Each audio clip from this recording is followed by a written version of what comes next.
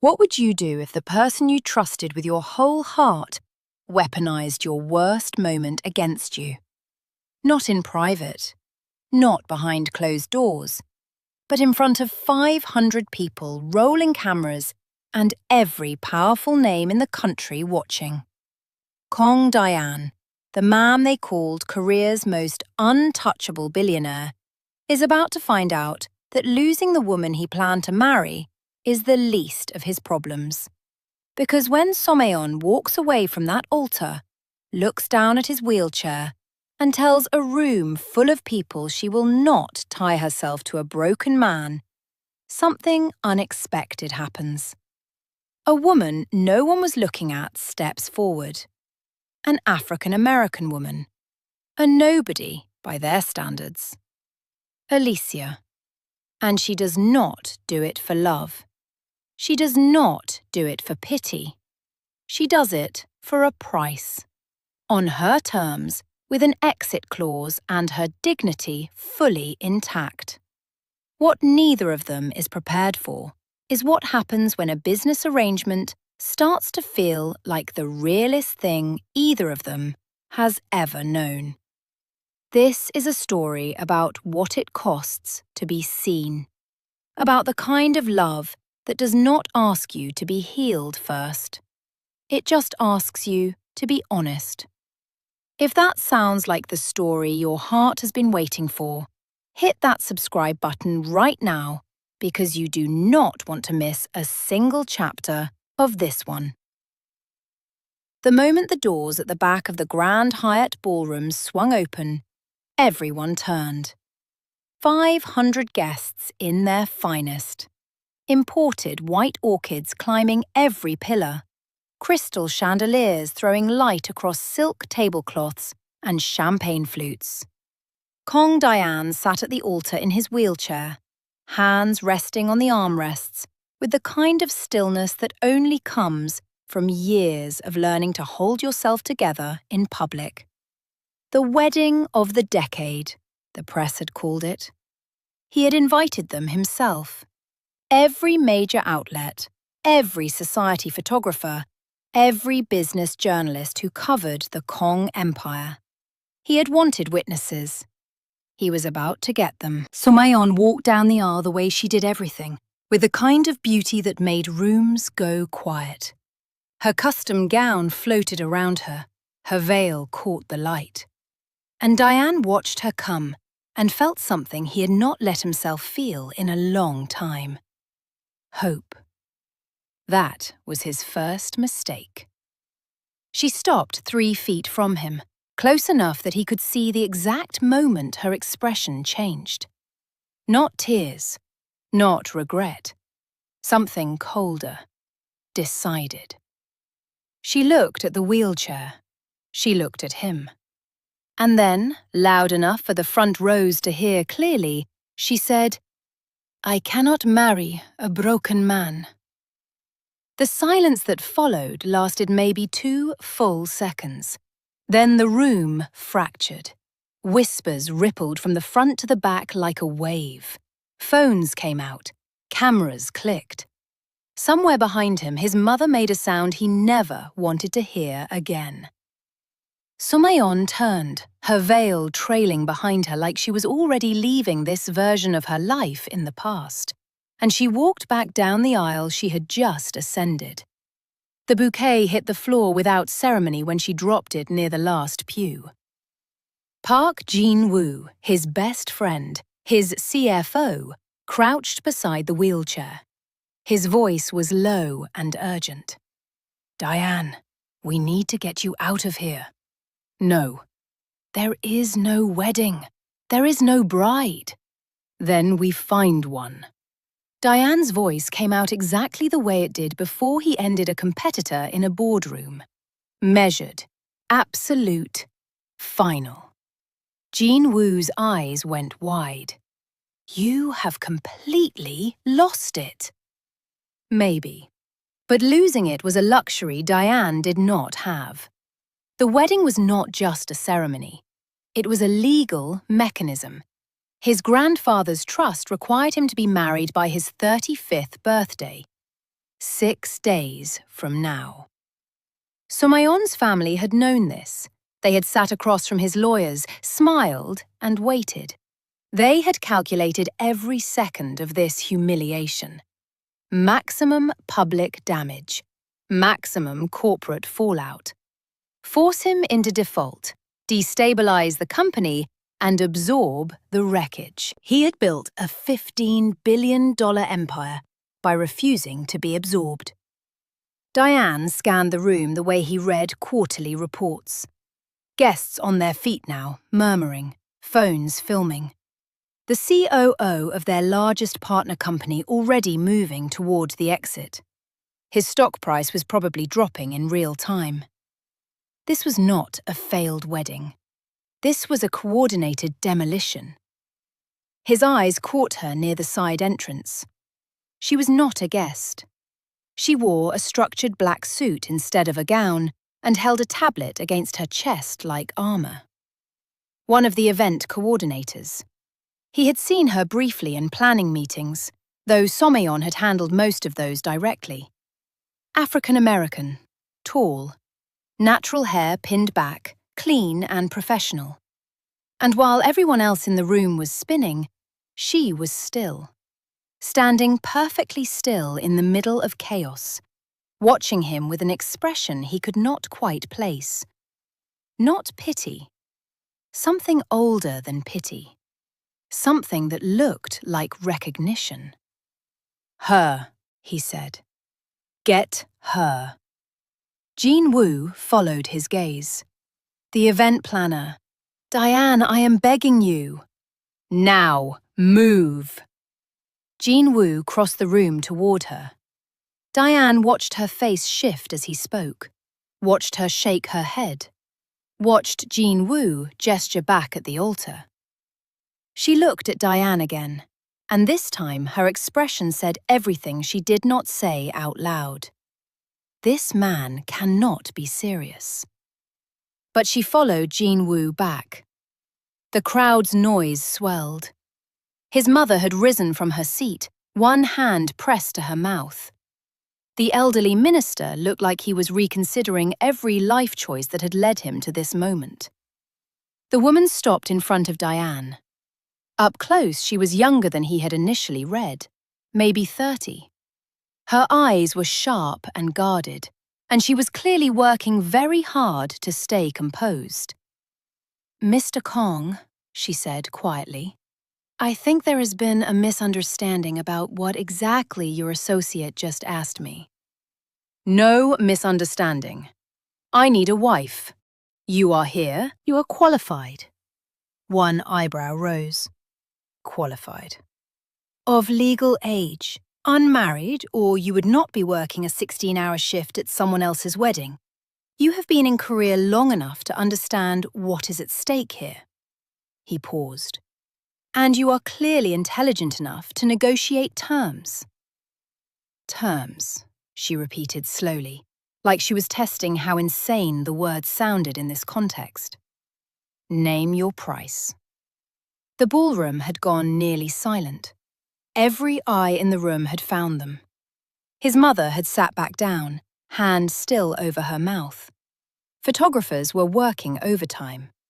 The woman looked around at all of it, at the abandoned bouquet on the floor, at the 500 witnesses, and then she looked back at him.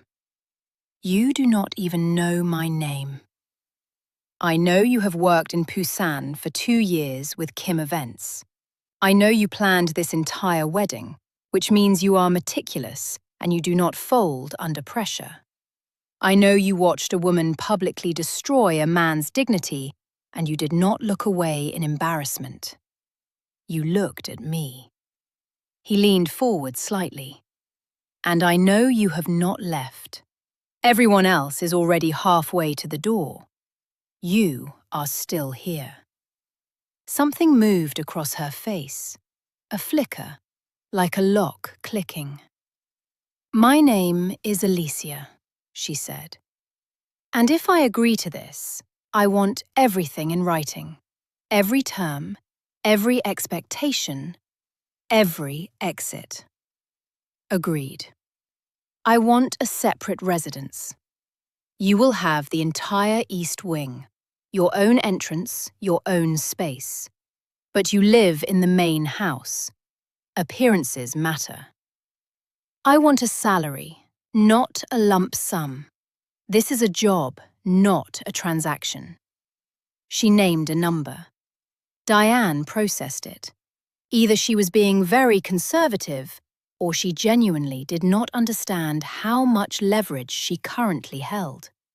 Honesty in human form. How rare. Triple it, he said. You are going to need the cushion for what comes next. Which is what, exactly? The entire country is about to hate you. For at least 6 months. You will be called a gold digger. An opportunist. Worse. They will question your background, your motives, your immigration status. They will hold you up next to her and find every possible reason to tear you down. He gestured toward the doors Someon had walked through. Can you handle that? The room was so quiet that the question might as well have been broadcast. Alicia stood with it for a long moment. Then she said, I have been handling worse than that since I got to this country, Mr. Kong. At least this time, I will be paid for it. He almost smiled. Almost. Then we have a deal, Ms. Knott. She stepped closer. When she spoke again, her voice dropped just low enough for him. One more thing. If you ever speak to me the way she just spoke to you, if you treat me like I am less than human because of where I come from, or what I look like, or what I am being paid to do, I walk. I do not care about the contract. I do not care about the money. I will leave you right here to burn. Are we clear? For the first time since Someon had turned her back on him, Diane felt something other than cold numbness move through his chest. Respect. Crystal clear, he said. Then let us finish this.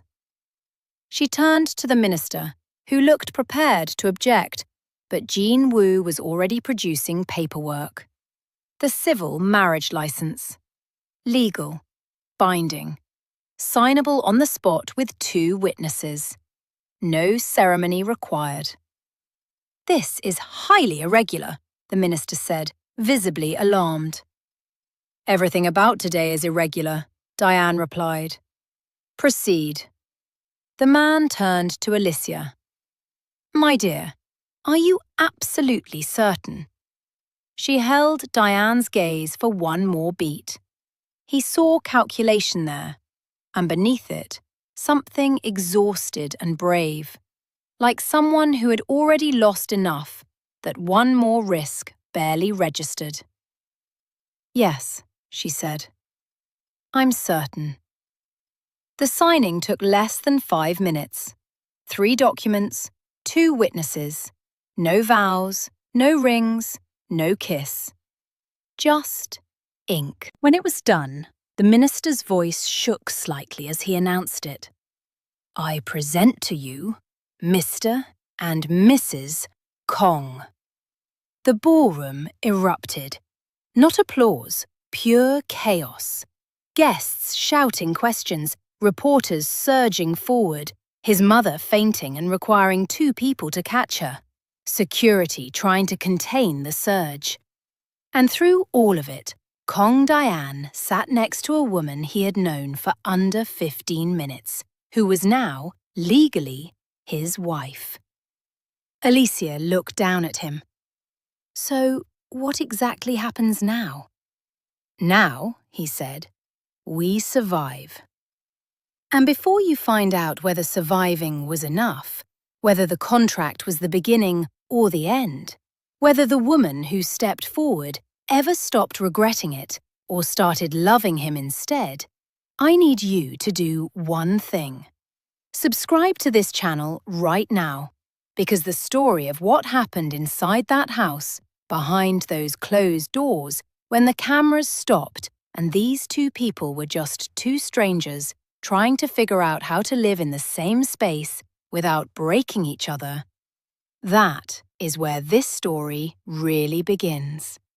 Hit subscribe, turn on notifications, and do not move, because it gets so much deeper from here. Jean Wu got them out through a service exit while security held the press back. The wheelchair-accessible van was already waiting. Within minutes, they were pulling away from the Grand Hyatt under escort, tinted windows doing nothing to muffle the noise of cameras and shouted questions fading behind them. Diane could already imagine the headlines composing themselves in real time. Billionaire marries event planner minutes after jilting. Who is Alicia not? The desperate gamble of Kong Diane. Let them write. The merger would proceed. The trust requirement was met. His board could not force him out. Not today. Alicia sat across from him, tablet still pressed to her chest, like she was holding on to the last normal thing in her life. She had not spoken since the hotel. "You can talk freely in here," Diane said. "No cameras. I am processing. Process faster. We have a great deal to discuss." She looked at him then, and he saw the weight of what she had done finally settling across her shoulders like something physical. "I just married a stranger," she said. "I signed away the next year of my life. I just became the most hated woman in this country." Her voice was even, not panicked, but raw. "So you can give me a moment, Mr. Kong?" "It is Diane. We are married. Use my name. We are contracted. There is a difference." "Not to the public, there is not." "Then maybe you should have thought about that before you decided I was the solution to your problem." Good. Anger was better than fear. He could work with anger. "You are not random," he said. "You were strategic." How deeply flattering. "You wanted honesty. I am giving it to you. You were present. You were capable. You were willing to negotiate. And you were the last person she would ever expect, which makes this a statement as much as a solution." Alicia laughed. There was nothing warm in it. "I am a statement. You are a solution, and you will be compensated accordingly." Money does not buy back dignity, Diane. The sound of his name in an American accent was strange, direct. It did not soften the way his name usually did in Korean inflection. "Trust me. I know." "Then why did you agree?" She watched Busan move past the windows for several long blocks. The ocean appeared ahead as they climbed toward Haeundae, security vehicles flanking them on both sides. "Because I know what it feels like to be left standing alone," she said finally. "And because I am tired of being invisible. At least this way, I am choosing to be seen." He studied her profile in the dim light of the van. She was right about what was coming.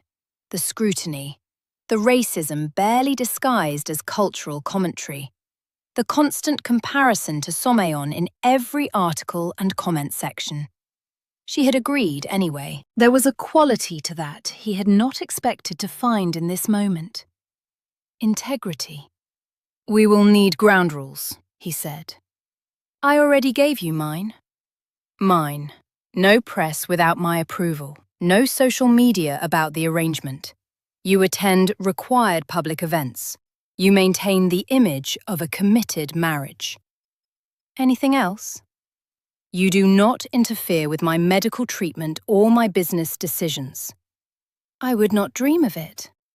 "And you do not ask about her."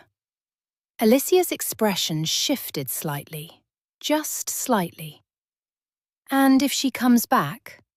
"She will not." "But if she does?" His jaw tightened. "This is not about her anymore. It is about survival. Mine. And whether you realize it yet, yours. You just became Mrs. Kong Diane. Do you have any idea how many enemies you made without even trying?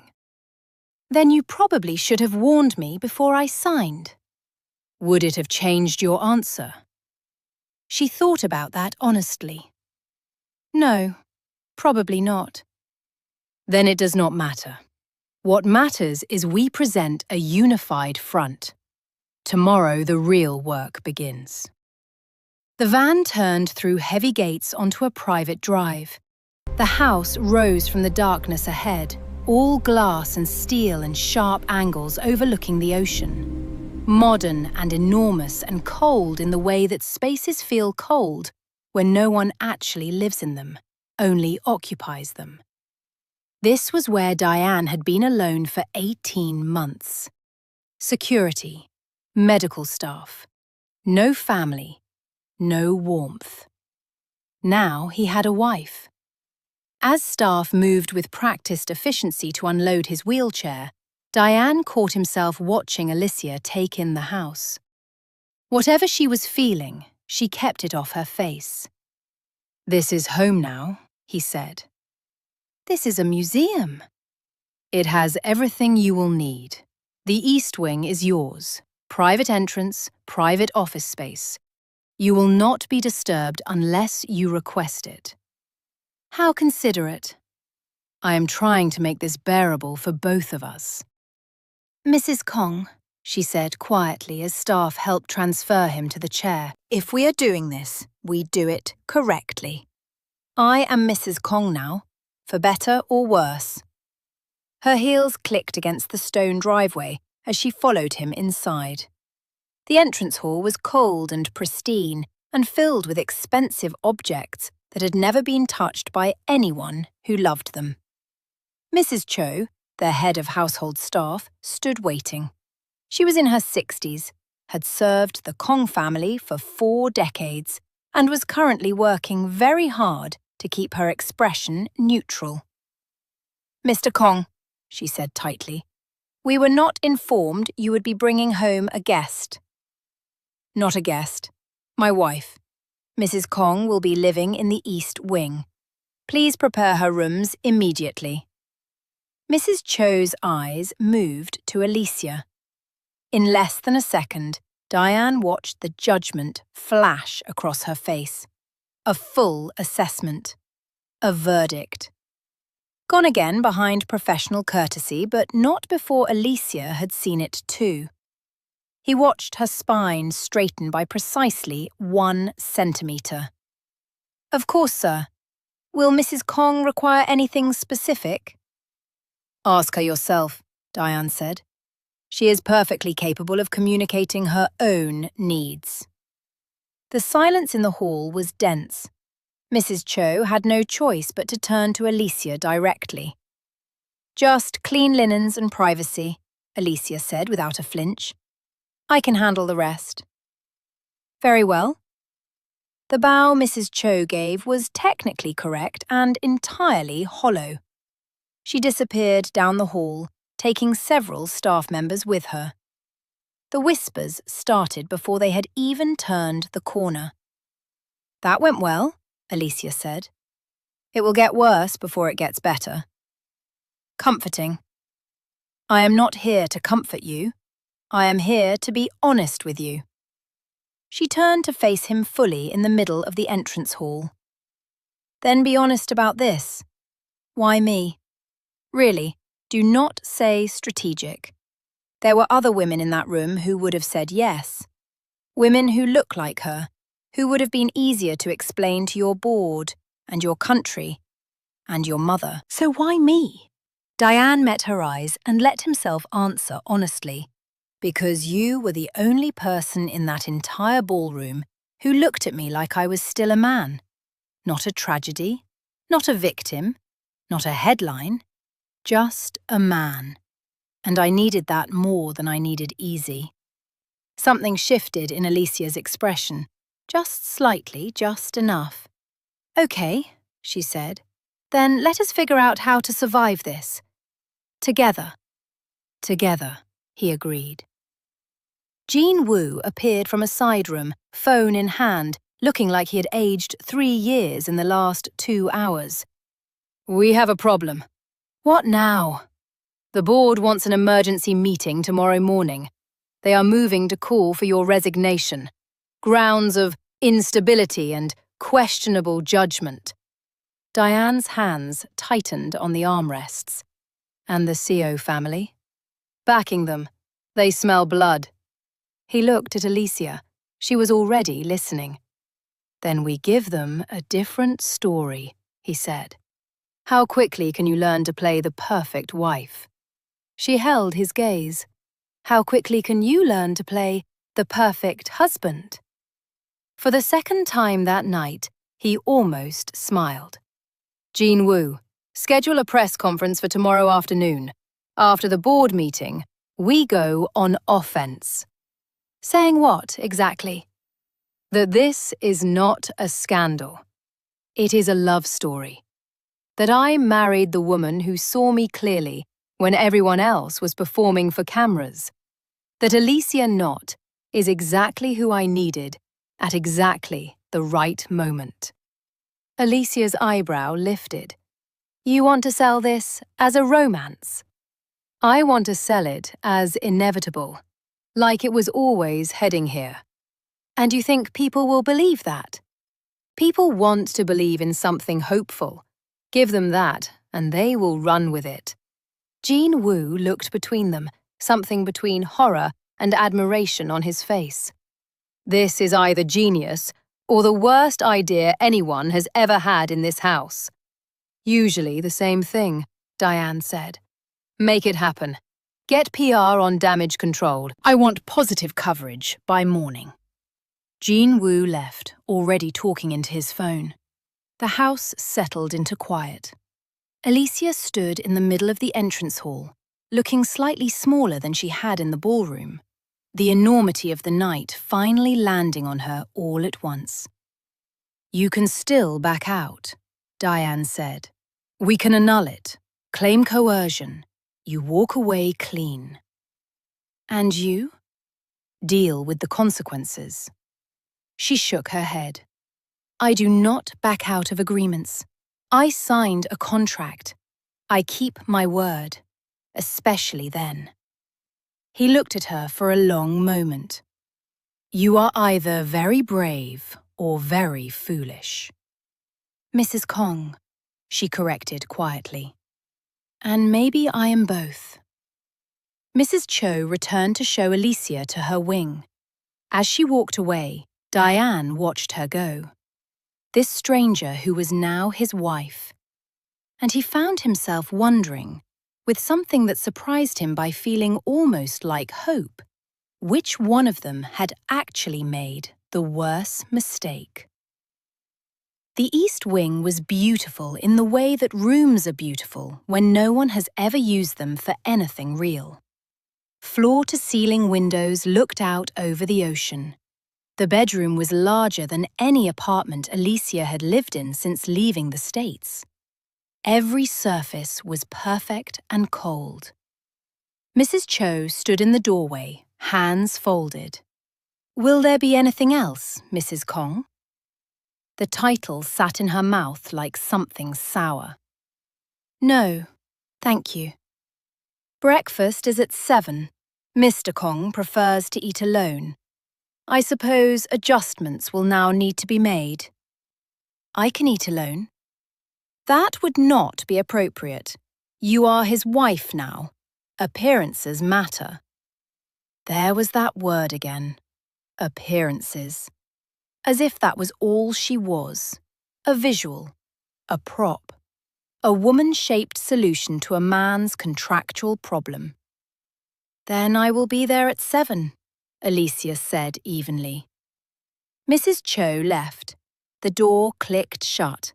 And for the first time since that afternoon when she had still been a perfectly ordinary event coordinator, running a perfectly ordinary wedding, Alicia was alone. She sat on the edge of the bed and let herself feel it. All of it. The shock, the absurdity, the very real fear sitting heavy and persistent in her chest. This morning she'd woken up as Alicia Knott, event planner, a black woman in a country that acknowledged her presence mostly through pointed absence. Tonight, she was Mrs. Kong Diane, trending on every Korean news platform. The villain of a story she'd only entered 15 minutes before it made international headlines. Her phone was a disaster of notifications. She turned it off. Tomorrow she would become whoever this required her to be. Tonight, she let herself cry. Not because she regretted it, because she was genuinely terrified of what was on the other side of mourning. And because one man, in a room full of people turning away from him, had pointed at her and said she was what he needed. Even if it was transactional, even if it was desperation rather than discernment, she had been seen, specifically, deliberately. She had not felt that in 2 years. That was something. Morning arrived before she was ready for it.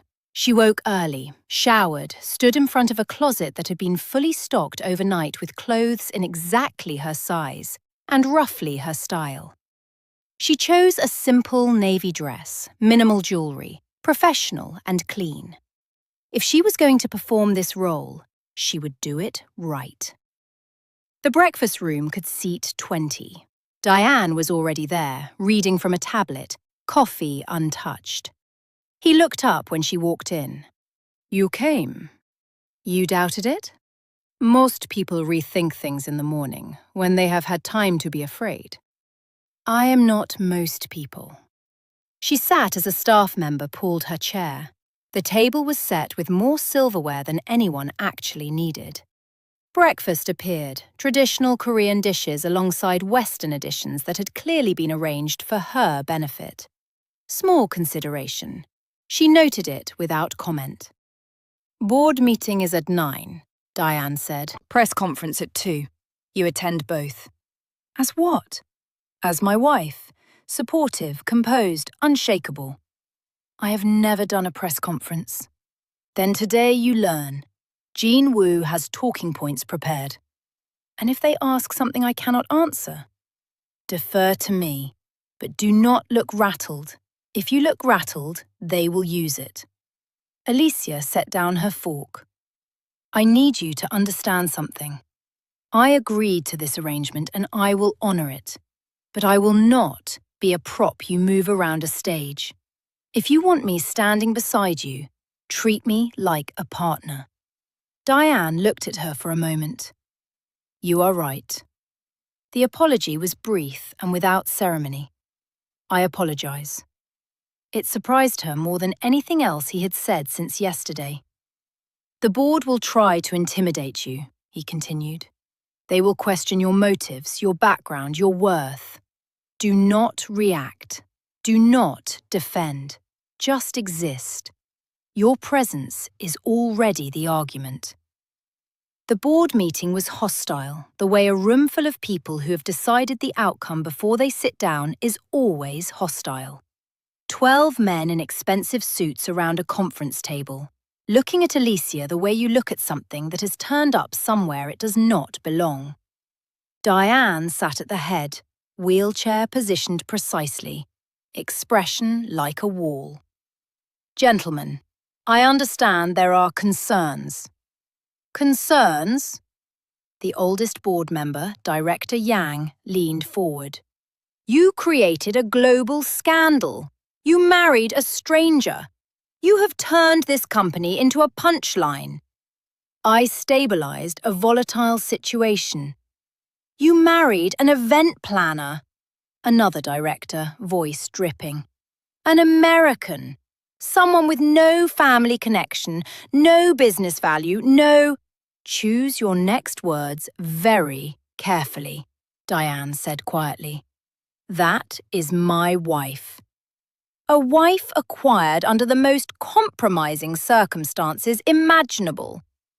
Alicia held her expression and her hands flat under the table, because otherwise her nails would have broken skin. Alicia protected this company, Diane said. The terms of my grandfather's trust were clear. I had 6 days to comply. Somayon's exit was calculated to force a default. Alicia stepped into that breach. The merger proceeds. The trust is intact. The company survives. At what cost? Director Yang demanded. Your credibility, our reputation. Our reputation was already in freefall the moment Somayon walked away. This stopped the bleeding.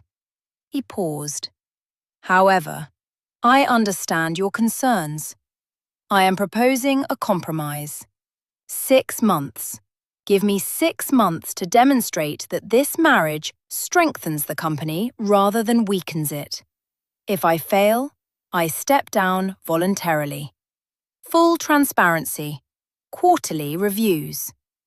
The board exchanged glances. 6 months was nothing to them. They clearly felt they were being handed a guaranteed outcome. 6 months, Director Yang said finally. One more scandal, one more embarrassment, and you are finished. Understood.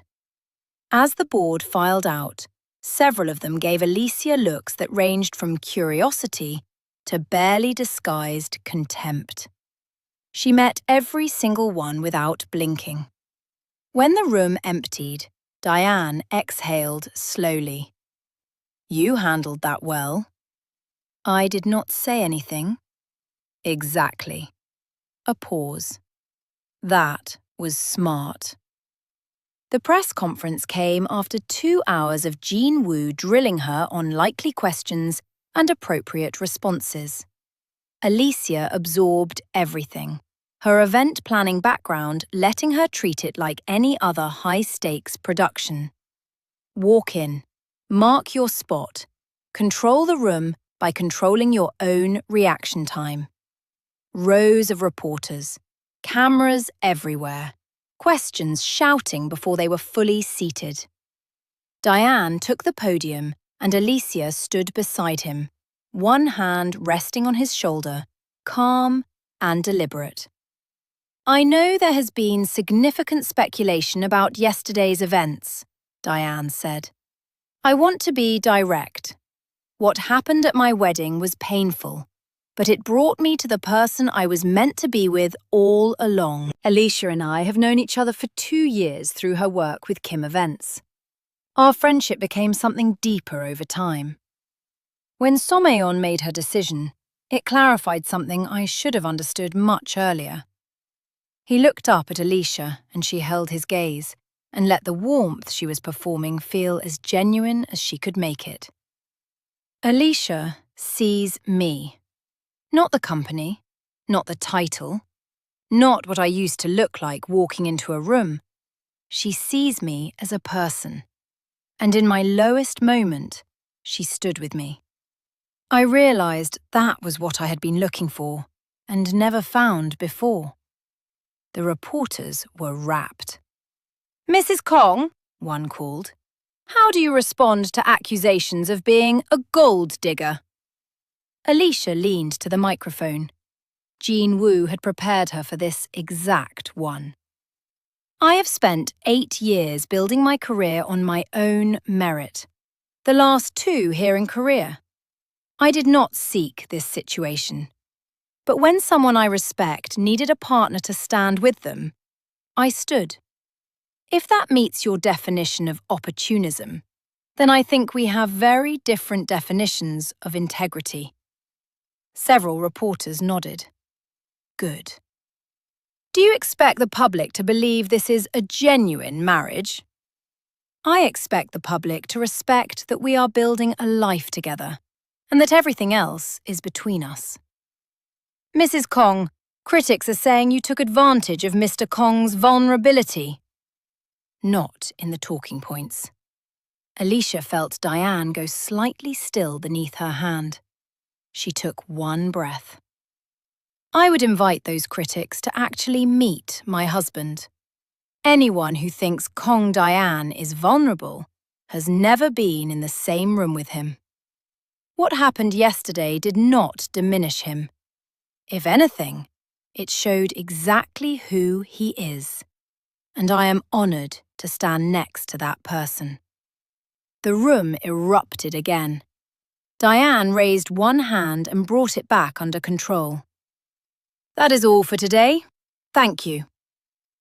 In the car afterward, Jean Wu was nearly vibrating. That was perfect. The narrative is already shifting. Social media response is positive. Stock prices are stabilizing. Good, Diane said. You two were extraordinarily convincing. That was the point, Alicia said, watching Busan move past her window. Somewhere in the city, Someon was watching the news. Somewhere, people were deciding whether to believe the story they had just told. And somewhere inside Alicia, a quiet voice was asking how much of what she had said out loud was actually true. The weeks that followed were a performance, polished and controlled and exhausting in the way that any sustained performance is exhausting. Public appearances, strategic interviews, photo opportunities. Alicia learned to smile on command, to rest her hand on his shoulder with exactly the right weight of familiarity, to deflect invasive questions with practiced grace. In private, they were strangers with a very expensive living arrangement. He worked until midnight. She kept to the East Wing. They shared meals only when appearances required.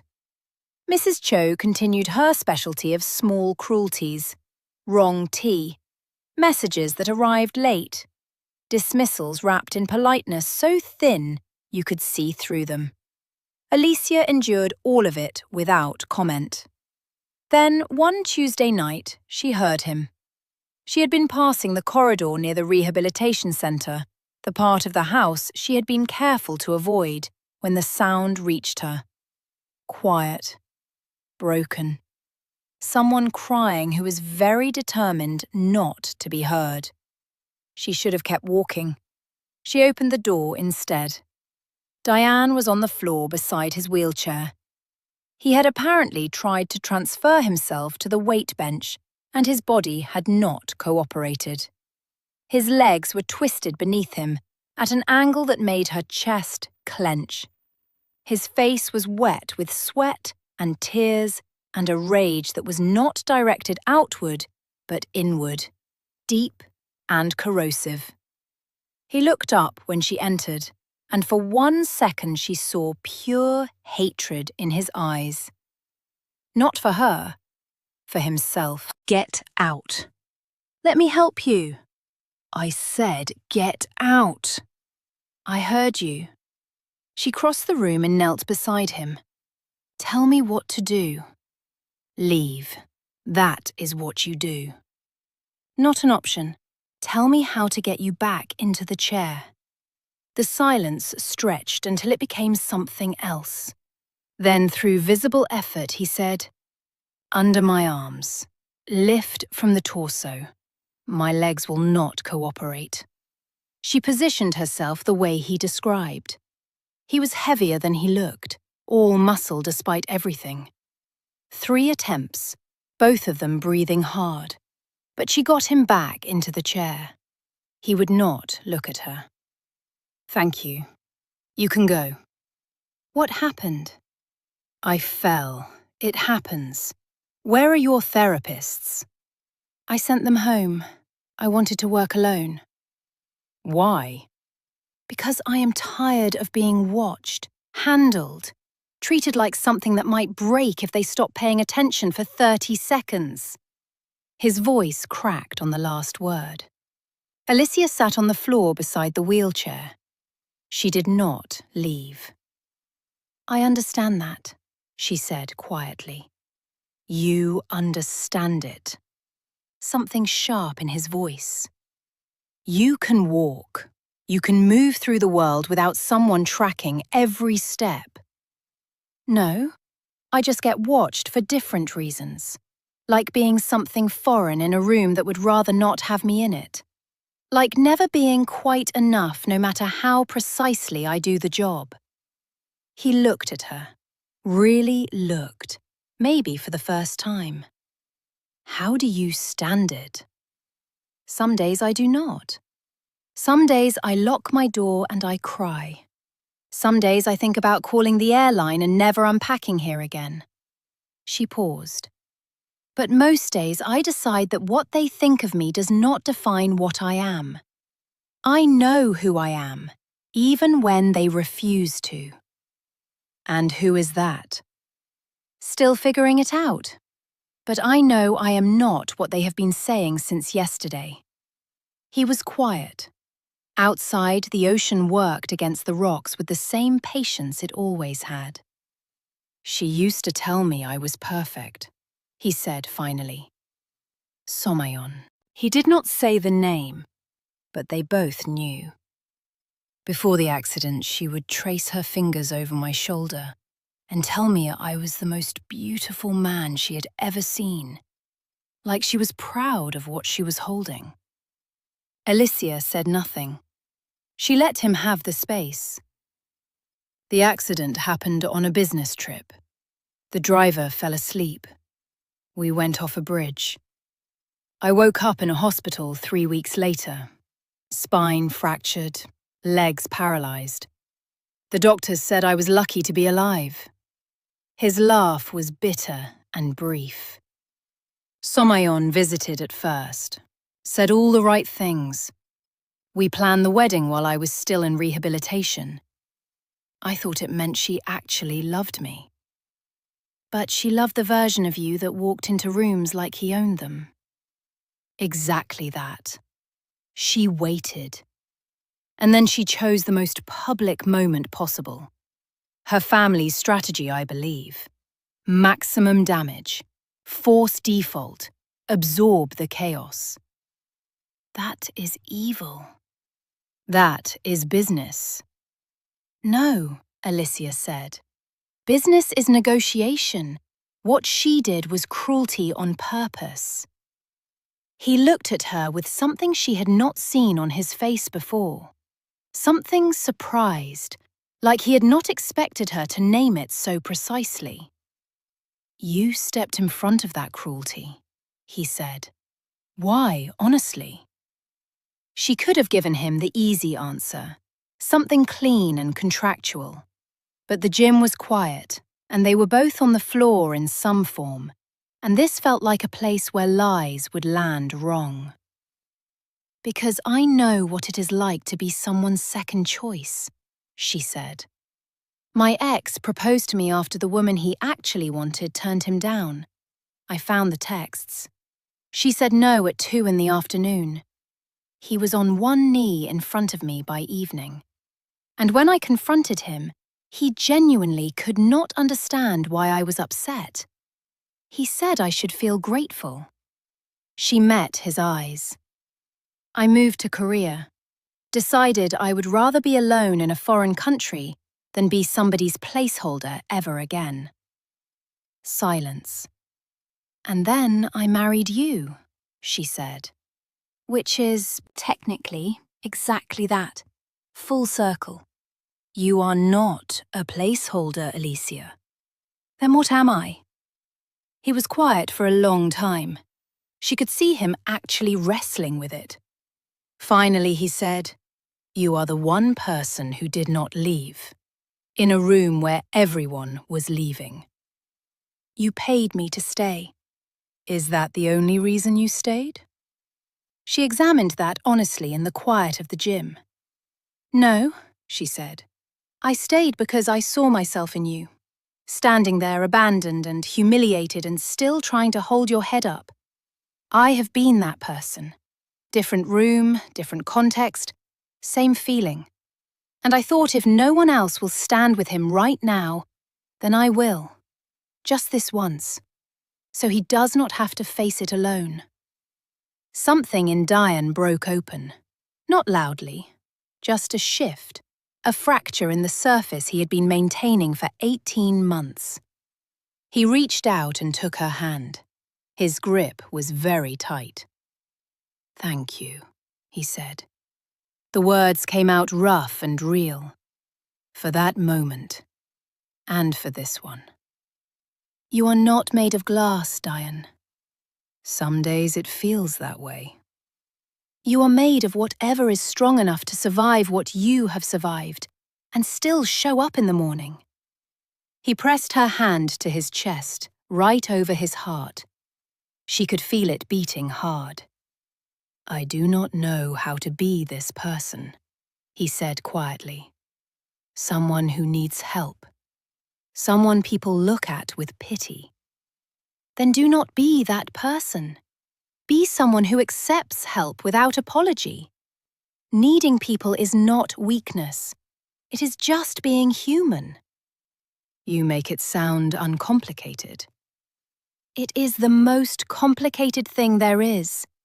But you are already doing it. You asked me to help you tonight even though every word out of your mouth said you wanted me to leave." He almost smiled.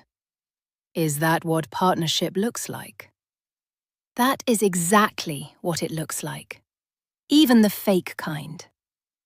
They stayed there together in the quiet, her hand against his chest, both of them breathing in the same rhythm for the first time. The ocean kept moving outside. Something shifted between them in the room. Not love, not yet, but the substance love is built from.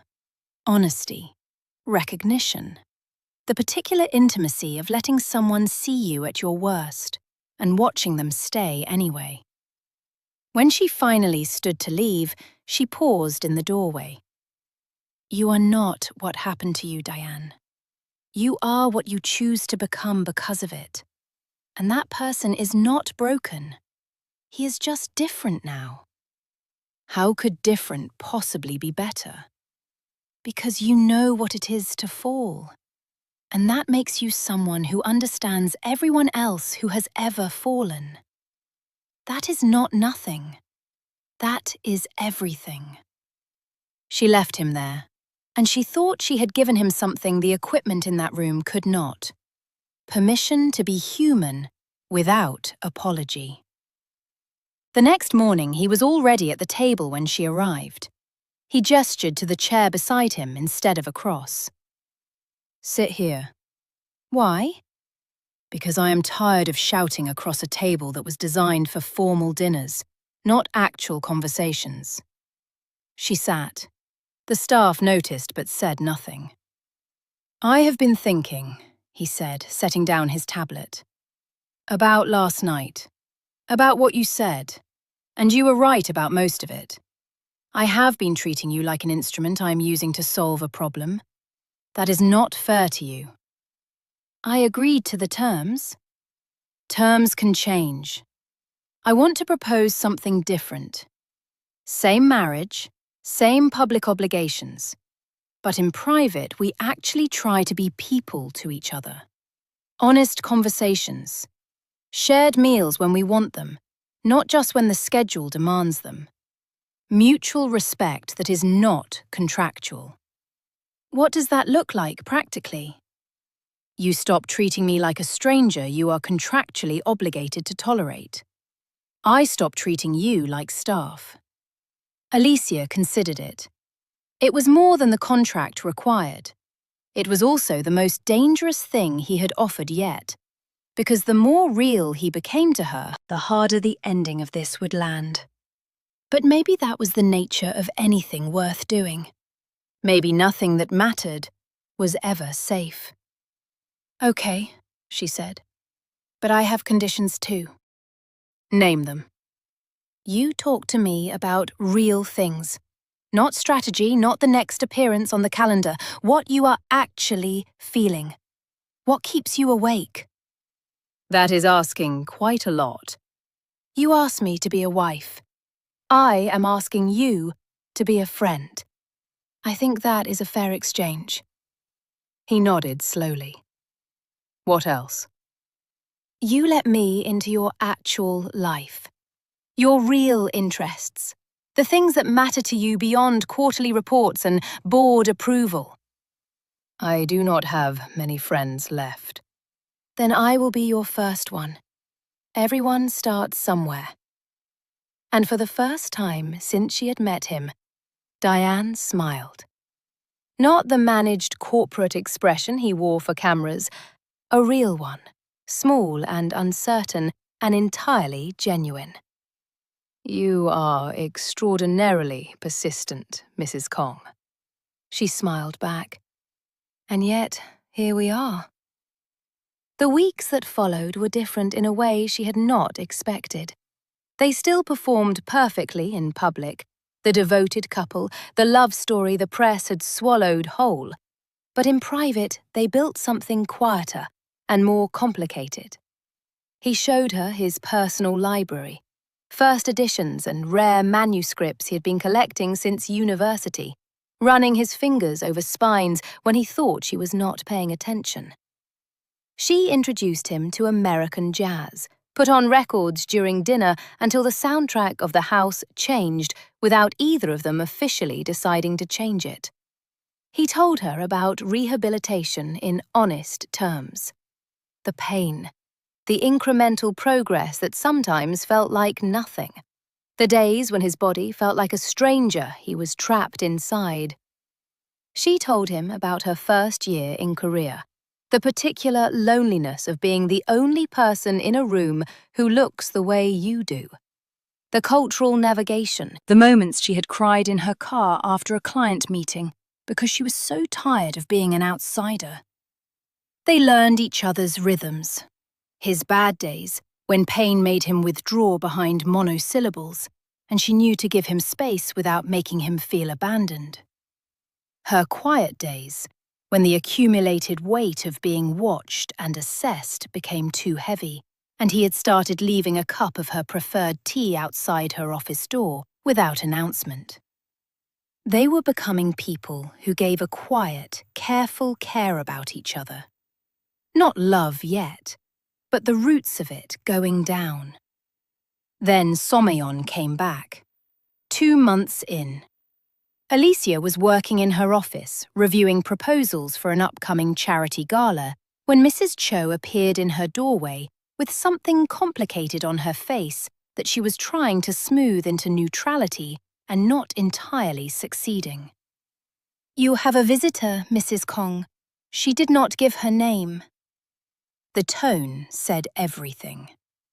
Alicia followed her to the main drawing room and found herself face to face with Seo Somayon for the first time since the wedding. She was stunning in the way that people are when beauty has been specifically cultivated as a tool. Delicate features, perfect skin, clothes that cost more than Alicia's first paycheck in Korea. She stood in the middle of the room like she had never stopped owning it. So you are the replacement, Somayon said in precise, accented English. I am his wife, Alicia replied. For now. A smile like a blade. Until he tires of you and decides he wants something more appropriate. Is there a reason you are here? Or did you come specifically to be unpleasant? I came to do you a courtesy, woman to woman. Kong Diane is not a man you love. He is a project you manage. I know because I tried for 3 years. You think you have won something. You have only agreed to be his caretaker. I think you should leave. I am trying to help you. He becomes bitter when he cannot control things, angry when he cannot perform the way he used to. The people closest to him absorb all of it. I know how this ends. I am trying to save you from it. Alicia stepped forward. What you are actually doing is projecting. You are the one who abandoned him. You are the one who could not handle him being human instead of a performance. And now you are standing here in a house where you have not lived, watching him build a real life, and you cannot stand that it looks better without you in it. She met Somayon's eyes directly. He is not broken. You were afraid of him. There is a significant difference. Somayon's hand moved. The slap came fast and hard. Alicia's head snapped sideways, cheek burning white-hot. "Get out of my house!" Diane's voice cut through the room from the doorway. Jean Wu stood behind him, jaw tight. Somayon turned. "Diane, I was only— Get out now, before I have you removed." "You cannot speak to me like— This is my house. She is my wife. You are trespassing, and you just assaulted her." His voice was ice and absolute certainty. Jean Wu. Jean Wu stepped forward, and Somayon pulled back, humiliation and fury fighting for dominance on her face. "The woman you were forced to marry," she said. "The woman I chose to marry," he said. "The woman who stood with me when you ran, who has given me more honesty and partnership in 2 months than you gave me in 3 years. So yes, I choose her. Every single day, I choose her." Somayon's face went white. "You do not mean that." "I have never meant anything more in my life. Jean Wu, please see her to her car. If she returns without invitation, we will be filing for trespassing." Somayon left with her heels striking marble like punctuation. The door slammed. Diane moved to Alicia immediately, his eyes tight with concern. "Are you hurt?" "It was just a slap. I am fine." "You are not fine. Your cheek is already red." He looked at Mrs. Cho without breaking eye contact with Alicia. "Ice. And get our lawyer on the phone. I want a restraining order filed today." Mrs. Cho hesitated, then nodded and left without an argument for the first time. "You did not have to do that," Alicia said. "Defend me like that." "Yes, I did. She had no right to be here. No right to touch you." "Diane, I can handle myself." "I know you can, but you should not have to. Not here, not in our home."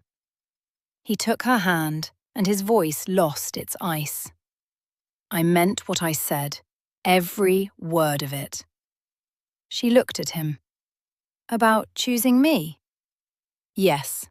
I know this started as a contract, but somewhere in the past 2 months, it stopped being that for me. You are my friend. You are the person I want to tell things to. The person I look forward to seeing across the table in the morning." He paused. "I do not want this to be over in a year." Alicia's heart did something complicated in her chest. "What are you saying?" "I am saying that what I feel for you is not contractual anymore. And I understand completely if this is still an arrangement for you. If you need it to stay that way, I will honor the original agreement. But you have taught me to be honest, so I am being honest. I love you, Alicia. I think I have since you stood in that ballroom and negotiated with me like I was still someone worth negotiating with." She stared at him. The room was very quiet. "I need time," she said finally, "to think, to be sure of what I am feeling." "Take whatever you need." And then, carefully, "And if you decide this is still only a contract for you, you would just let me leave." "I would never hold you somewhere you did not choose to be. That would make me exactly what you left your ex to escape." Mrs. Cho returned with ice. Alicia pressed it to her cheek, grateful for something to do with her hands. "I should get back to work." "Of course." She walked to her office and closed the door, and stood against it with her eyes shut, trying to breathe. Kong Diane loved her. Her fake husband wanted this to be real. And the unbearable part was that she was terrified he was right about what she felt. She had been falling without naming it. The way her pulse lifted when he smiled. The way his victories felt like hers. The way she had started building her life around the edges of his without noticing she was doing it. She had been in love with him for weeks and had been calling it something safer because safer was all she knew how to trust.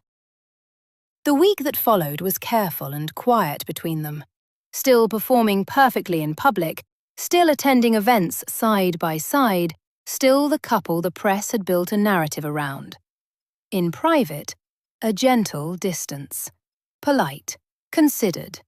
Both of them protecting themselves from something they both already knew was true.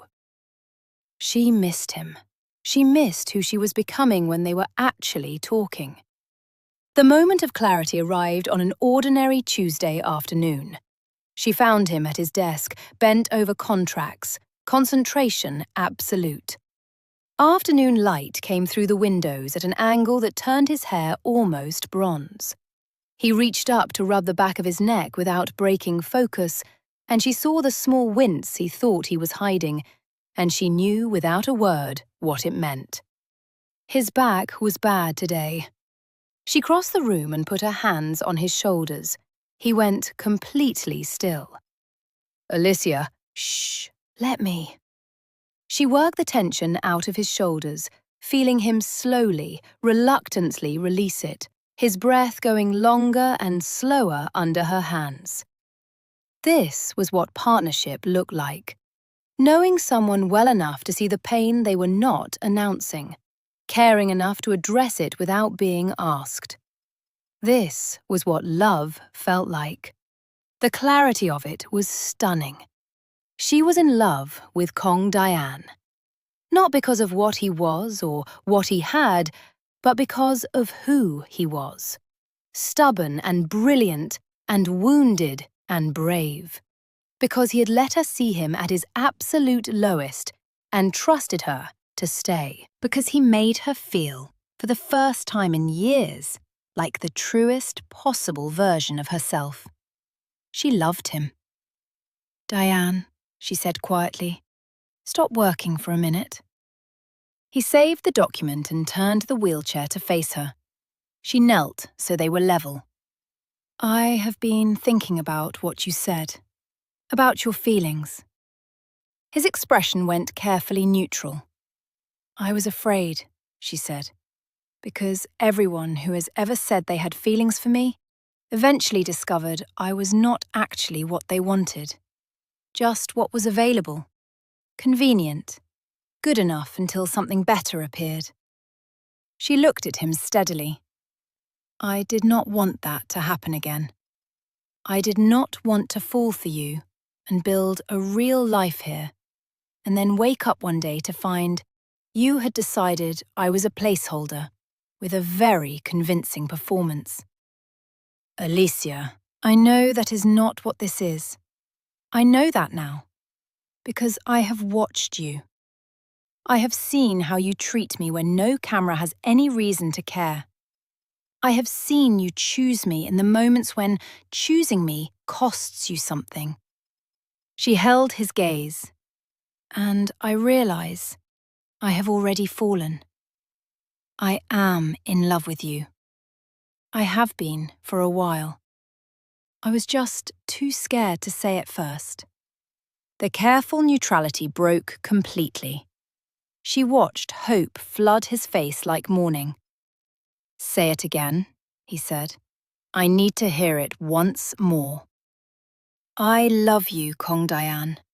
I love your stubbornness and your dry humor and the way you pretend to be made of ice when you are actually running on something much warmer than that. I love that you read poetry when you think no one is watching. I love that you anonymously fund disability rights organizations. I love that you remember my coffee order even though you claim not to track small details." "I track every detail about you," he said. "That is part of why I love you." He reached for her hands. His grip was like something long held finally released. "I love you," he said. "I have loved you since that ballroom, since you negotiated with me in front of 500 people, like I was still a person worth doing business with, like I was still something. I have loved you through every meal and every late night, and every moment you gave me back to myself." His voice was rough with it. "I do not want this to end in a year. I want it to actually be what we told the world it was." She closed the distance between them and kissed him, and it was nothing like the careful performances they had given for cameras. It was real and desperate, and full of all the months of restraint dissolving at once.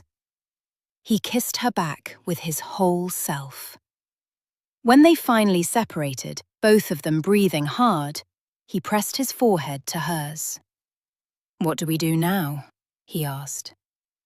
"We actually live," she said. "Together. Not as contract partners, not as a narrative the press constructed. As husband and wife. For real." "Then no more separate wings." No more separate anything. They spent the rest of the afternoon in his office, talking about the things they had been carefully not saying. She told him about wanting her own event planning company someday, built around accessibility and genuine inclusion, spaces where everyone could actually be present. He told her about his fear that he might never walk unassisted again, and then the quieter thing beneath it, that maybe that was something he could actually make peace with if he was not navigating it alone. Honest, vulnerable, real, perfect. They had dinner in the smaller dining room that night, not for appearances, just because they wanted to eat together, and Mrs. Cho served them with something on her face that might, in the right light, have been the very beginning of acceptance. "I want to tear up the contract," Diane said over dessert. Alicia looked at him. "Replace it with something that actually means what it says. Real vows. An actual commitment, not based on trust requirements or board strategy. You want to renew our vows? I want to marry you properly, the way I should have from the beginning. No cameras required, no public performance, just you and me and the people we actually love, making promises we intend to keep for the rest of our lives." She reached across the table and took his hand. "Then let us do that." "Whenever you are ready." "I am ready." They sat in the deepening evening, hands linked across a table that was finally the right size for two people who wanted to be near each other. And Alicia felt it settle into her chest like something she had not known was missing. Peace. Certainty. Home. The months that came after were not a fairy tale. Diane had bad days when pain made him go quiet, and she had to remind herself not to take it personally. Alicia had days when the weight of the constant scrutiny, the racism dressed up as cultural commentary, the comparisons to Sommelier that never fully disappeared, became genuinely hard to carry. They fought sometimes, disagreed about real things, frustrated each other in the ways that only people who are truly close can frustrate each other. But they also laughed, built rhythms, fell deeper in love with the ordinary texture of sharing a life. Diane's rehabilitation continued, slow and incremental and occasionally brutal.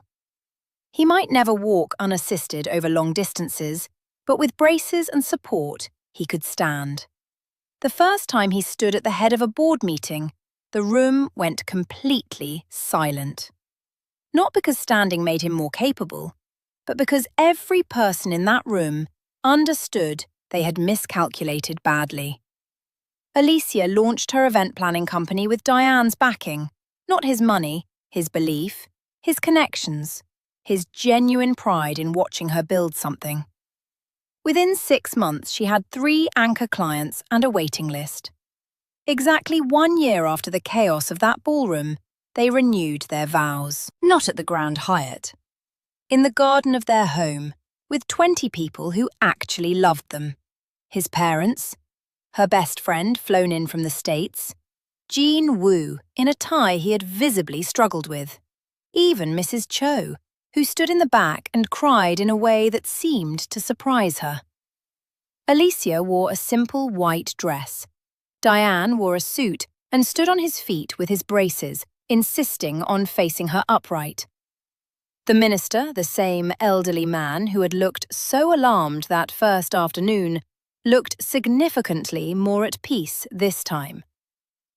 "Do you, Kong Diane, take Alicia not to be your wife, to love and cherish, in sickness and in health, for as long as you both shall live?"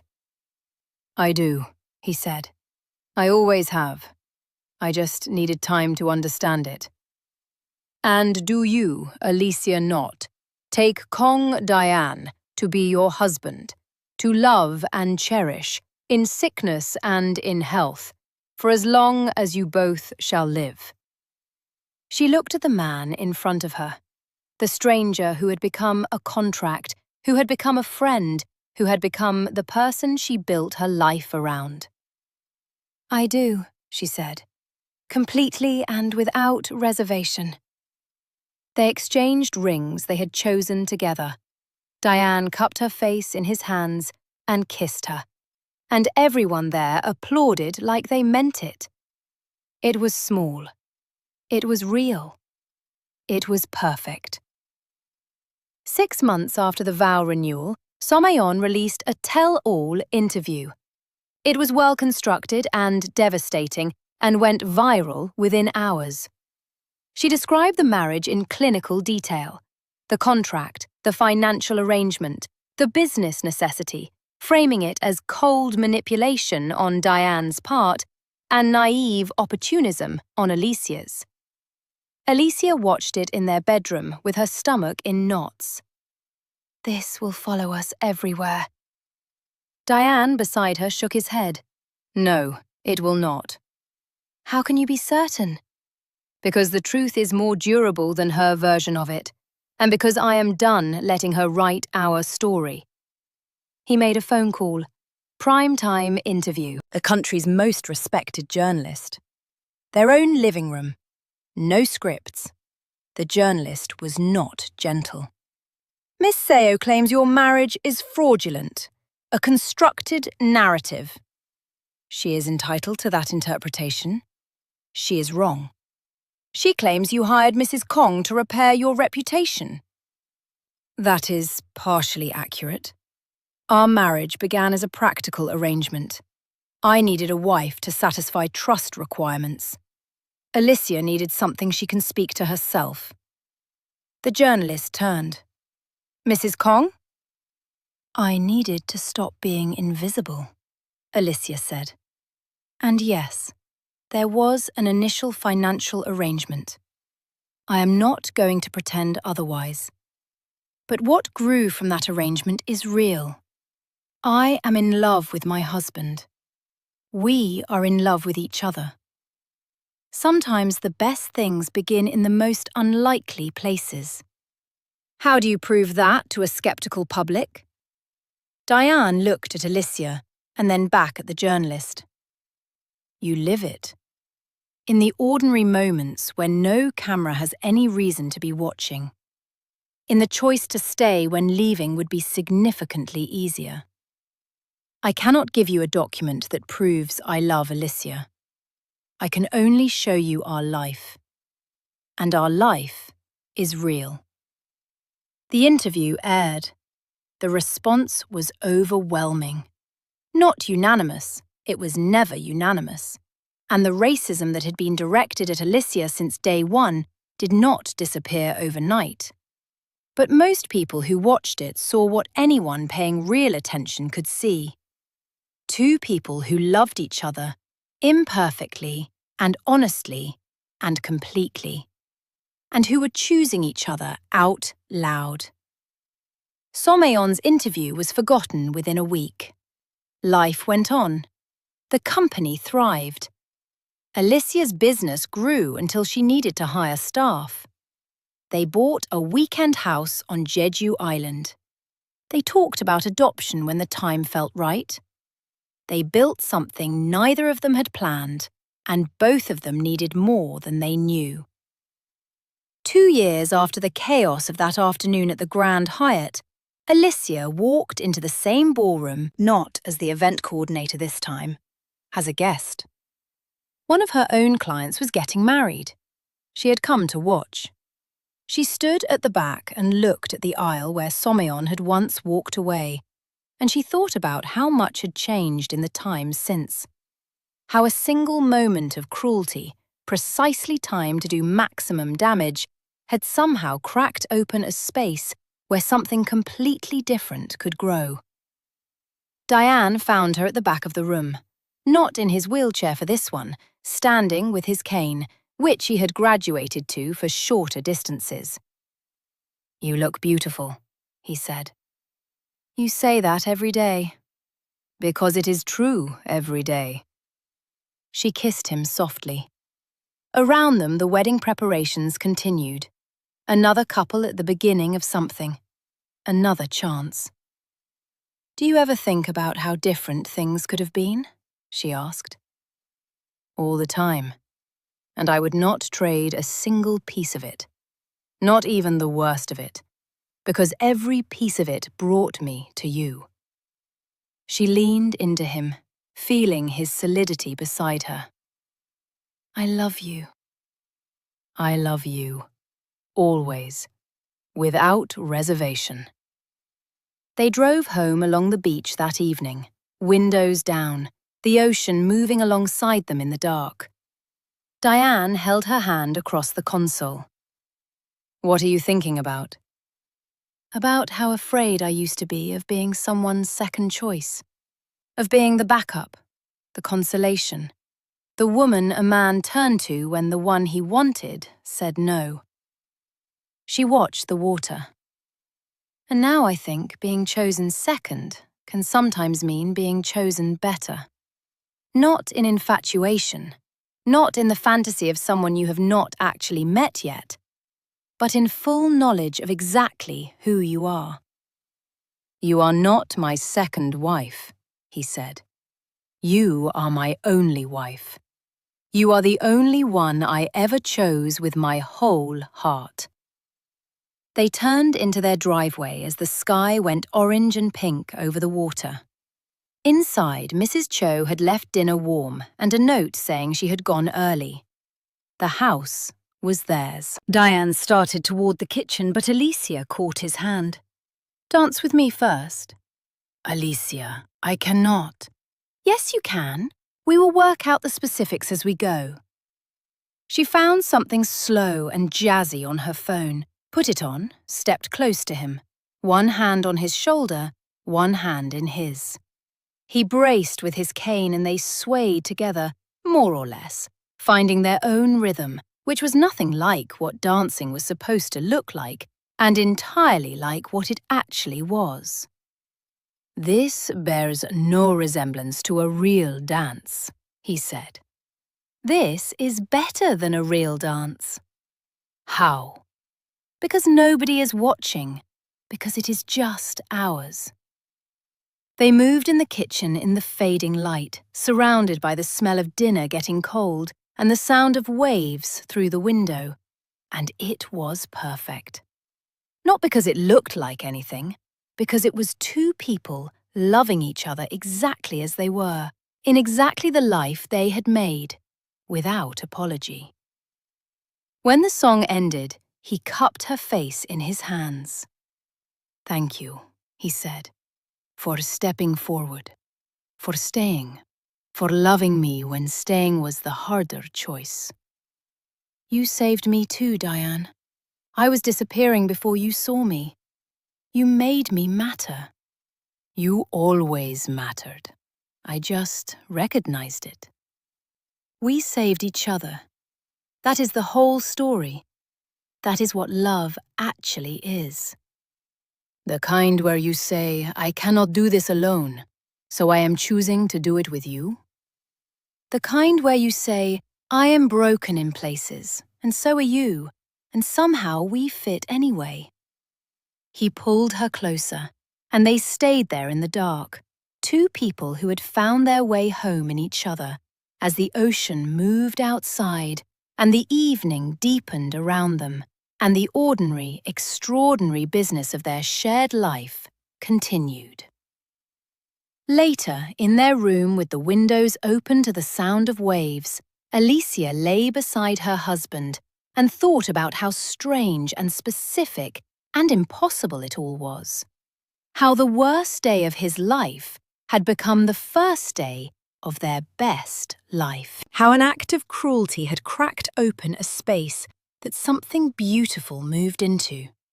How a contract had become a covenant, not through being honoured, but through being outgrown. "Diane? Do you think she ever regrets it?" He was quiet for a moment. "She regrets the outcome, not the decision. She regrets losing the resources, not losing me. She never actually had me. She had the performance I gave for the world. You know the real one. How could I possibly regret that I lost someone who never actually saw me?" "I love the real one," she said.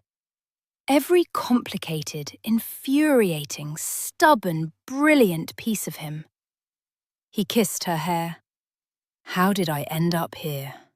Genuinely." "You pointed at a woman in a ballroom who looked at you like you were still worth negotiating with. And she said yes when she absolutely should have said no. And here we both are." "Best decision I ever made." "Me too." They fell asleep wrapped around each other, and Alicia's last thought before dreaming was the simplest one she had ever had.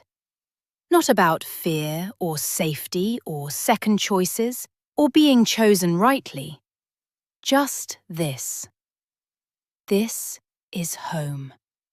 This is real. This is mine. And it was. The next morning they woke to sunlight and waves and Mrs. Cho's pastries waiting on the terrace. They ate breakfast watching fishing boats on the horizon, easy and unhurried, the way people eat when they are not performing for anyone. Diane put an envelope in front of her. Inside was a property deed. A building in Hyundai. Commercial space with good natural light and room to grow. "What is this?" "Headquarters. For your company.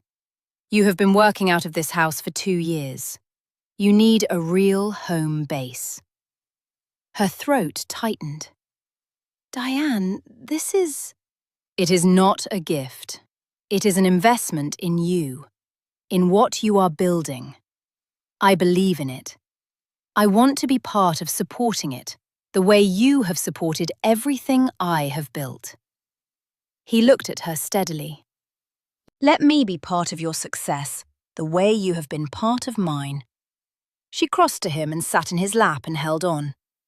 "Thank you," she said, "for seeing me, for choosing me, for all of it. That is what partners do." They sat on the terrace as morning moved toward afternoon, making plans, building forward, dreaming out loud in the easy way of people who trust each other completely. And Alicia thought about the woman she had been when she walked into that ballroom 2 years ago. Invisible. Certain she would spend her life being someone's afterthought.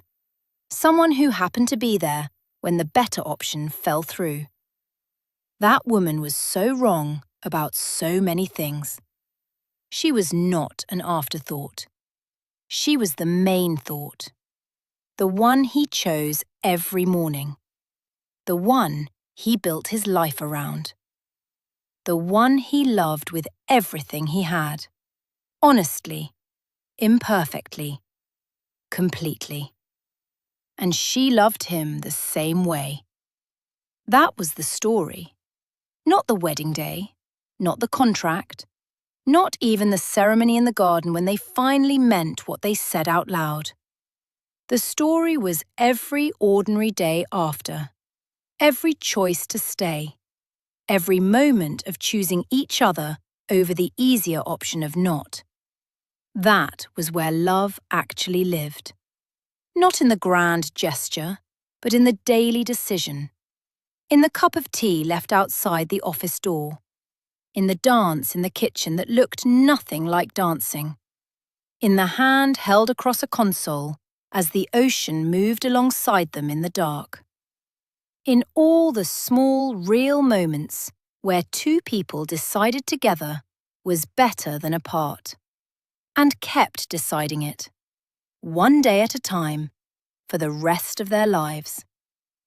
And if this story reached something in you, if you felt any part of it, do this one thing for me right now. Hit that subscribe button, because I am here every week with stories about real love and real struggle, and the kind of people who find each other in the most impossible places and choose to stay. Stories that say you do not have to be perfect to deserve to be loved. You do not have to be whole to be enough. You just have to be honest about who you are and brave enough to let the right person see it. Subscribe. Leave a comment below telling me what part of this story hit you hardest.